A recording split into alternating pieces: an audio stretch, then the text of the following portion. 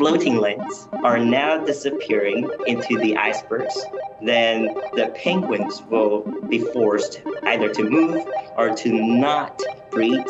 We are at a point where we need system change. Systems are made out of individuals. Individuals contribute to systems, but also all of these different parts of our system need to contribute. It's a time to stand up and take the actions, especially the agreement on the carbon emission and the global warming crisis. For some part of the cryosphere, it's already doomed.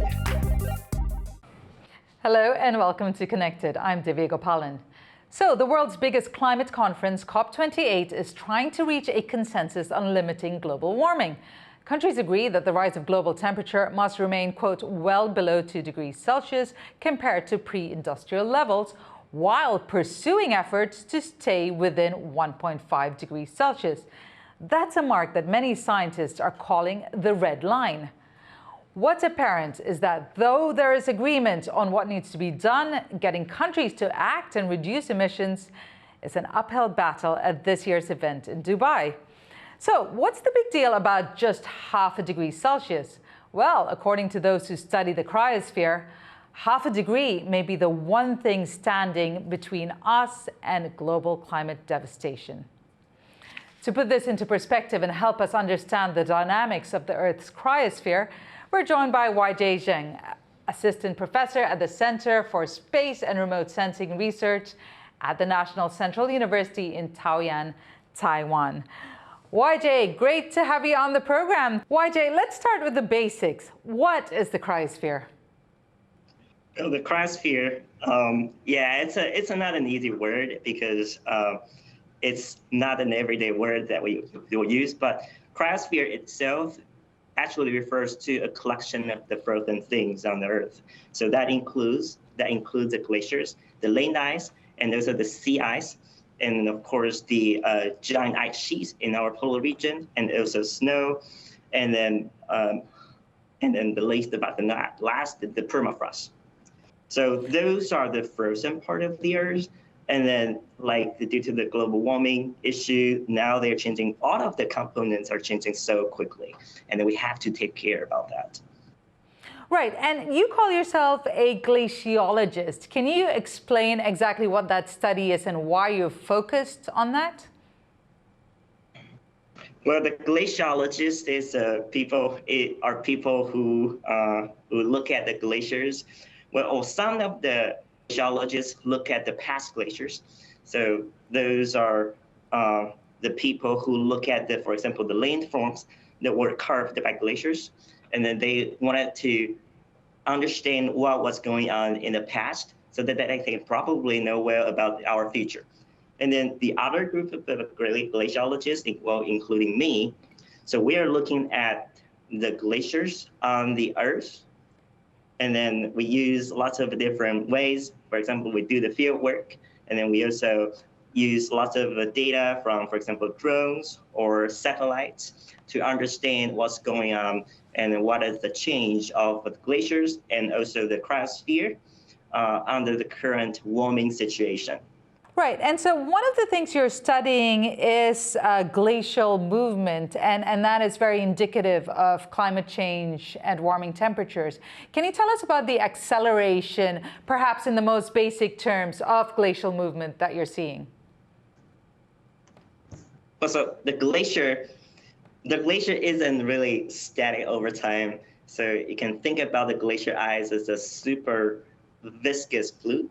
So over time, you probably cannot see the glacier moving every single day. But over time, for example, they revisit the glacier over the course of the entire year, then you will see a slight movement.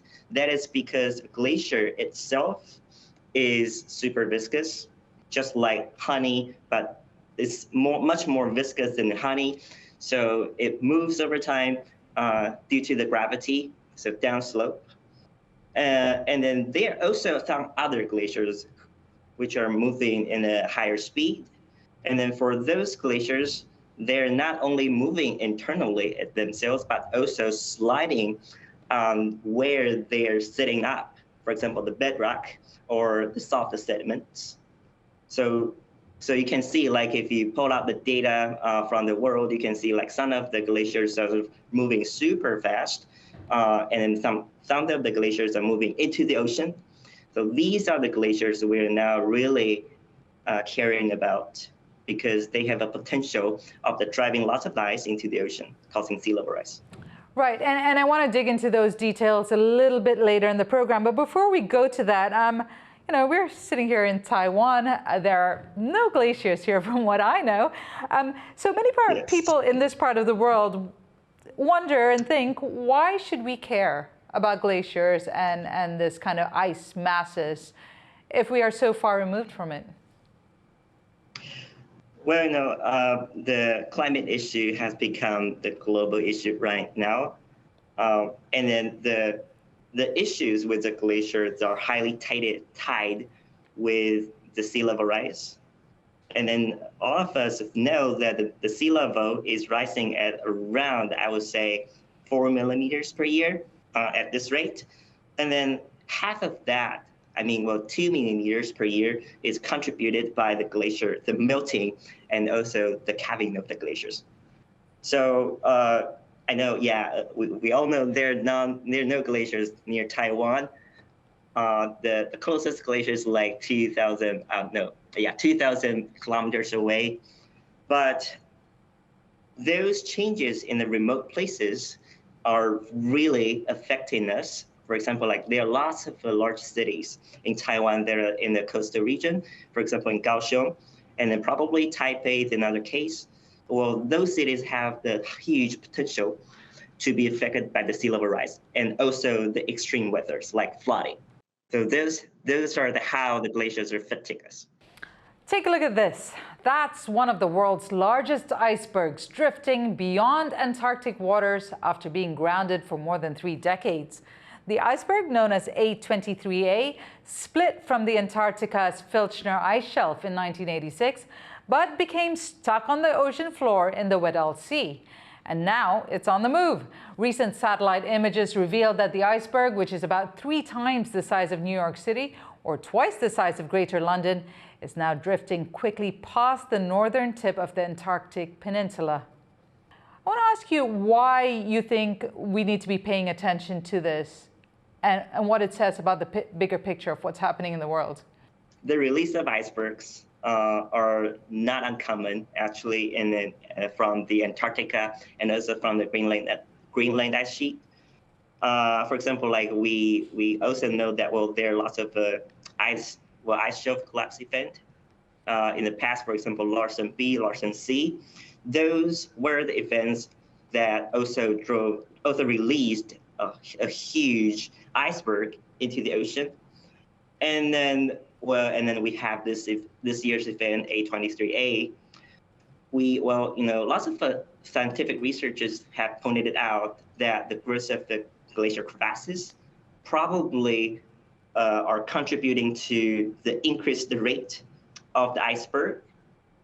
And then if it is true, well, we probably will see more and more events like this in the future, because you can see now that the surrounding region of the Antarctica and Greenland ice sheet are now gradually collapsing into the sea, creating more and more big icebergs.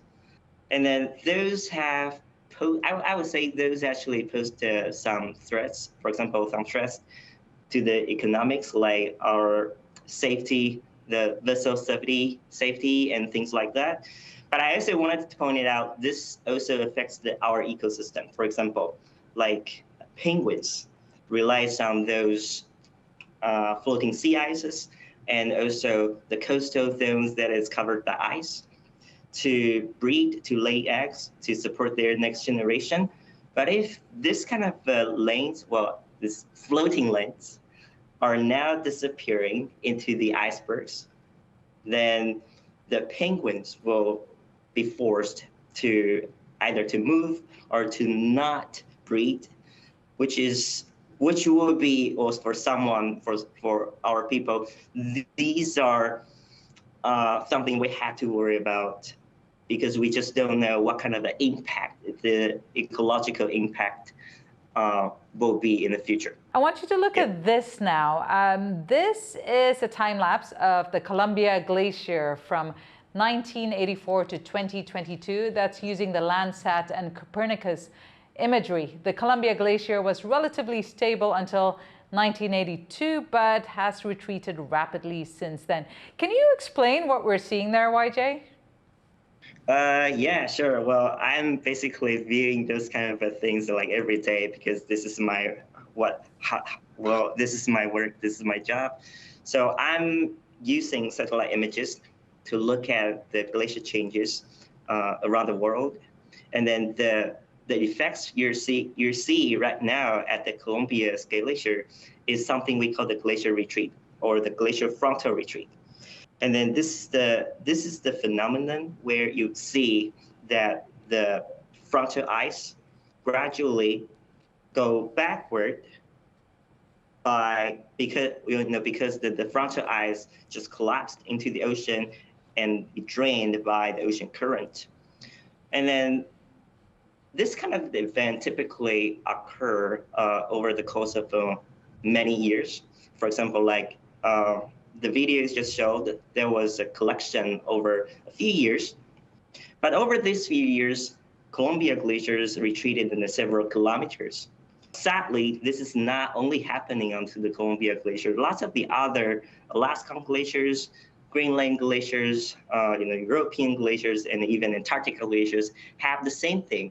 The glacier front, especially if they're marine terminated, now what we will see is like almost all the glaciers are retreating with its front. It means that, well, the glacier land cover becomes less, and then if you have the elevation data or other data that can help calculate the volume, then you'll also conclude that, well, the volume or the mass of the glaciers have become less and less. So how are you, I mean, without going into the actual mathematics or calculus of this, how are you monitoring this and seeing that kind of degradation or decline in the glacial ecosystem? Yeah, this is a critical question. I mean, well, in the past, the only way to monitor the glacier change was to go there and do the field work and then collect some data for that single glacier. But like over 99% of the glaciers are in the remote region where the cost of the field trip will be super high. But with the recent advance of the technology, now we have multiple other ways. For example, we can use drone to do the regional survey, and then we can use satellite images or data to have the broad survey under the whole region. And then, my task, well, what I'm doing is to use the satellite data that includes the imagery and also the altimetry to look at those changes like at the bigger scale. Right. Speaking of remote regions, and you did mention this region earlier, I want to talk a little bit about what's happening in Greenland. Take a listen to this. Dr. Twila Moon is a world-renowned scientist specializing in connections across ice, climate, oceans, and ecosystems, with a focus on the Greenland ice sheet and Arctic. So the Greenland ice sheet has now lost ice every year since the late 1990s. That is not usual, and that's not being caused by natural changes. So we're seeing year-on-year loss of ice from an ice sheet that has persisted for many, many thousands of years. So we're creating, by warming the climate ourselves, we're creating very rapid changes in this thing that exists and kind of acts as a global water tower, right? It's holding all of this water that would be in our oceans as frozen ice. And the speed of that change and loss has been quite remarkable, and unfortunately is continuing, and we expect it to continue as we continue to warm the planet. One thing that I think people often don't understand, though, is that the changes into the future are not yet set in stone. So we do continue to expect seas to rise over the next 100+ years, but the rate at that that they rise and the rate of how much we actually see arrive at a particular time is still really dependent on human action. Whyjay, I want to focus on the part where she said changes into the future are not yet set in stone. What scientific advances in monitoring and ice stabilizing projects have you seen that you feel can slow down this degradation we're seeing? Well, first of all, I have to agree with this argument. Lots of, even though that we don't understand lots of mechanisms that is happening in the glaciers and ice and snow, that, our current best model still indicates that, the every decreases, so each fraction of the decrease in the degrees matters. The 2 degrees in Celsius are different than the 1.5 degrees in Celsius. And then if we can do better than that, it will also help reducing the negative mass balance of the glacier. Well, bad news are like, no matter how well we do in the near future, the glacier will continue to lose the ice because, things have already happened. The air temperature, the sea temperature is already risen to the certain level. So you will continue to see the loss of the land ice in the next decades or two. But it's not too late though. We still have the time to change. Now it's probably our last chance to start to take action. If we can do everything to help reduce the warming temperature, then we'll start to see that the ice loss rate will be less and less, probably till the end of this century. Going back to COP28, Twila Moon emphasizes the importance of these international climate conferences and the critical need for systemic change. I do think that international conferences, things like the COP process, are important. They're forums for international discussion, they're forums for negotiation, they're forums for putting forward aspirations or commitments. Are they sufficient? No.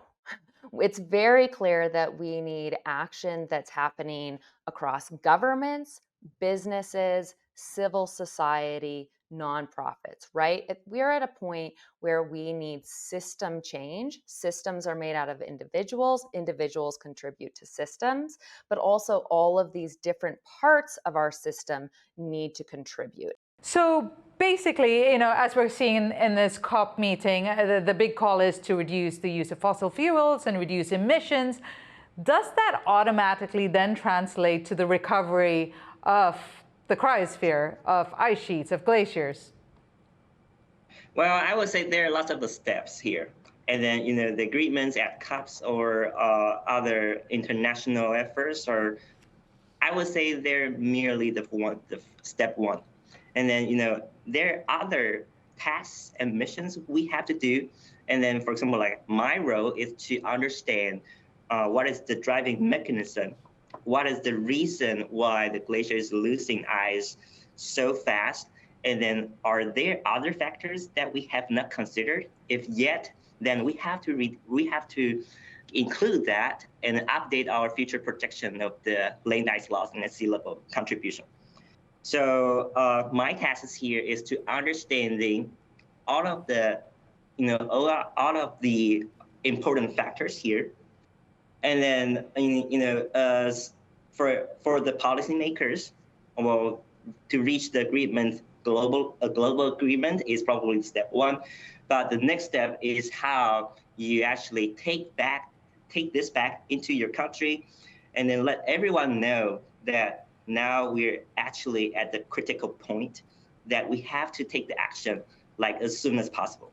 This year we've seen an unprecedented number of marine heat waves. Can you explain what that is and what then the impact of that is? We have seen in the summer that the global average sea temperature is highly deviated from the average in the past. And then, one of the warning signs here is like this kind of a deviation, this multiple degrees of deviation was not predicted by any existing models. So there must be some unknown factors that result in the unusual high sea surface temperature in this summer. And then that actually give us the feedback that, well, we have now know that, well, these are, there must be some factors that are overlooked. We have to include that in our model. And then if the same thing also exists in the Cryosphere research, we don't know.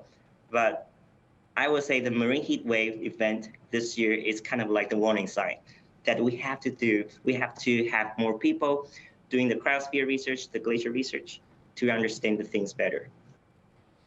Well, Isabella Cogiel is the Deputy Director General of the International Center for Integrated Mountain Development, or ICIMOD. That's a regional organization working to tackle challenges in the Hindu Kush Himalayan region, including climate change, water scarcity, and ecosystem degradation. ICIMOD has recently co-authored a report for COP28 titled 2 Degrees is Too High, and its message for the cryosphere is that this insanity cannot continue. Let's take a listen. So it's really hard to imagine the scale of the crisis that is hitting the Hindu Kush Himalaya. This region is the third pole. So we have the third largest ice mass after the Arctic and the Antarctic, out of which also emanate 10 of Asia's largest rivers that flow through 16 countries. We also harbour 4 of the world's global biodiversity hotspots. But perhaps what's most important is that the triple planetary crisis is hitting this region extremely hard and is affecting up to 3 billion people. That is a quarter of the world's population. So what's happening? We have rising temperatures. We are saying that 1.5 degrees is simply too hot for the Hindu Kush Himalaya. We know that if we continue at current emission trends, within 70 years, 80% of our glaciers will be gone.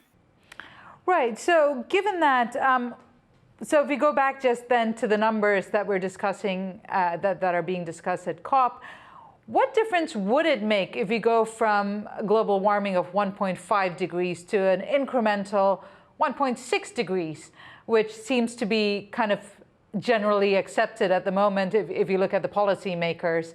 How much of an impact? Is it a negligible degree rise? So in the past, we were advocating 2 degrees. And then people now, like in recent years, people now realize that, well, 2 degrees in Celsius was not enough. So we are now promoting a new goal, which is 1.5. And then the main reason for that shift was that we now have observed the acceleration of the ice loss. We have seen that the loss rate was continuing going up and going faster and faster every single year. And then we kind of like super worried about if this acceleration will be going crazy in the next decade or so. 1.5 is like our compromise, but we really, I mean, considering how fast the land ice is losing, like for example, like in some of the regions, we will not seeing any glaciers in the end of this century, like the Central Asia or maybe the Central Europe. Those are the critical regions that the glaciers are dying. And then if you want to save those glaciers, well, 1.5 might be still too conservative. We have to do more than that. We're coming towards the end of the show, but I always like to try and end with a little piece of hope. The one thing that we noticed that you did was you dedicated your thesis to your wife and young daughter. So I want to ask you, what do you think is the best case scenario for your daughter? Well, for my daughter, I would say this is a long-term plan. So we are not talking about the next 10 years or so. We're talking about the next 100 years or so. So, the work, the effort we are now doing isn't only for my daughter, but also for my grandsons and daughters, and maybe my grandsons of the grandsons. So I would say, like, if we wanted to save our planet, if we wanted to conserve our environment, like what we'll see today, if we wanted to protect that, then it's a time to stand up and take the actions, especially the agreement on the carbon emission and the global warming crisis. And well, for some part of the cryosphere, it's already doomed. Unfortunately, for example, the Arctic sea ice is reported to have be totally disappeared in the summer in the next decade or so. But for some other regions, for example, Antarctica, and maybe also the Greenland ice sheet, we still have time. Well, now is our chance to do the change, to save those giant ice mass in the remote region, and then that also help save our humankind. Now is the time, Han. Whyjay, thank you so much. Can't thank you enough for your time and your insight and for all the work that you do. Whyjay Zheng, Assistant Professor, Center for Space and Remote Sensing Research at National Central University in Taoyuan in Taiwan. Thank you so much for being on the program. And as always, thank you to our viewers. If you have anything you'd like to add to the dialogue, join the conversation on our social media. And remember, stay informed, stay engaged, and stay connected.